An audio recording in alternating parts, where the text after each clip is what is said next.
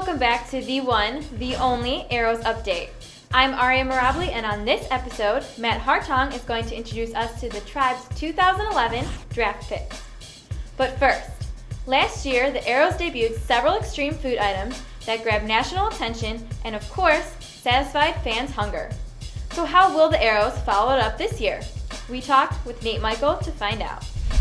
The upcoming 2012 baseball season, food and beverage staff has created two new options. The first option is the garbage disposal.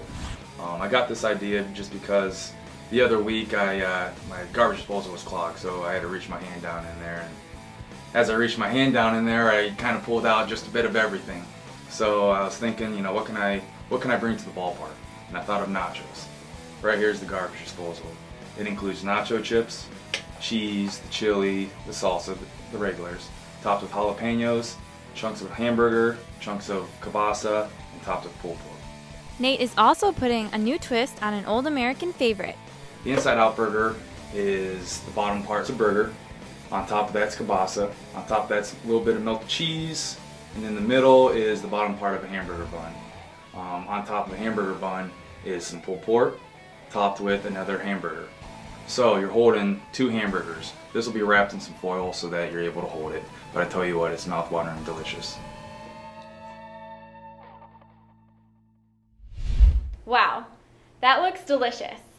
You can get your hands on these tasty treats starting April 12th when the Aeros open up their home season. Last year, the Indians traded their top draft picks from their previous two seasons, making the 2011 draft one of the most important drafts in recent memory for the tribe. This week on the Field Report, Matt Hartong helps us to get to know some of the top picks in the Indians draft class of 2011, players we may eventually see here in Akron. Hey Aeros fans, and welcome back to another Field Report. I'm Matt Hartong, and today we'll be going over the Indians' top 5 draft picks of 2011. Shortstop Francisco Lindor was the Indians' first-round pick, 8th overall. The switch-hitting Florida high school standout has been scouted and drafted right out of high school, deviating from Cleveland's recent strategy of selecting lower-risk college players. He's obviously very young and has years of minor league play in front of him, where he'll work on his offensive game, where he already shows plus power for a shortstop. Lindor is a strong defensive player that was picked for his ability to make impossible plays in the field.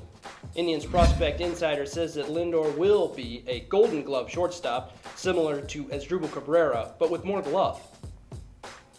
Right-handed pitcher Dylan Howard was the tribe's second-round pick.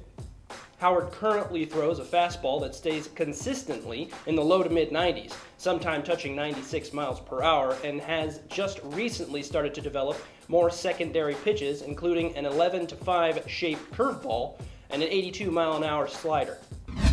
Howard has seen no increase in the speed of his fastball in 3 years, but in the case of many pitchers, the major leagues has a tendency to increase a young talent's ability to hit the high 90s.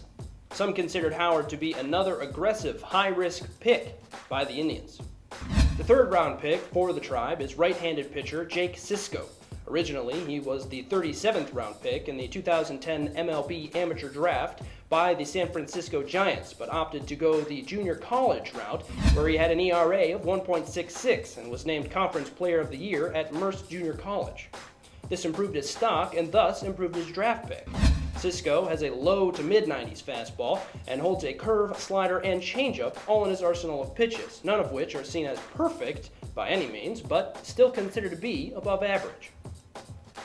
Jake Lowry is the 4th round pick for the tribe and is currently behind home plate as a catcher, but that may change. He was picked more specifically for his hitting talent and could be seen as a DH or at first base. Lowry has solid numbers at bat, good bat speed, a strong arm, and is very disciplined at the plate. If he keeps his walks up and his strikeouts down, he could be a solid option for the Indians. The 5th round pick for the tribe is left-handed pitcher Will Roberts. With a fastball that sits at 86 to 89 miles per hour, Roberts is obviously a control pitcher, but that shouldn't make you nervous. In March of 2011, Roberts pitched a perfect game at the University of Virginia and has impressive stats. Though he may not be an exciting player, Indians Prospect Insider says he might make it to the majors based on the fact that he knows how to pitch and commands the strike zone. To find out more about the Indians' later round draft picks, go to IndiansProspectInsider.com or stop by Infield Outfitters to pick up a copy of the 2012 Cleveland Indians Prospect Insider, the top 100 prospects, and more. Thanks, Matt. So what's Orbit been up to? Let's check it out in Where in the world is from the Aeros? Last Saturday, Orbit was at the St. Patrick's Day Parade right here on Main Street. Orbit marched in the parade alongside city officials, local Irish organizations, and other groups spreading some Irish love across Akron.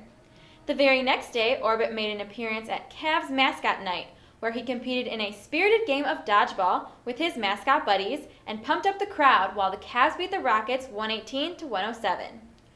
You'll be able to find Orbit at the Highland Library Spring Fling on Saturday, March 24th on Ridge Road in Medina. If you want to make your event Orbitastic, call 330-253-5151 to schedule your appearance. That's all today for Aeros Update. Remember, the Aeros' first home game is less than a month away. Be sure to go online at akronaeros.com to get your tickets and also friend us on Facebook, follow us on Twitter, and subscribe to us on YouTube. Next episode, we'll dive into the world of on-field games and entertainment, and we'll let you know what top prospects from other teams to look out for here at Canal Park this season. We'll see you then.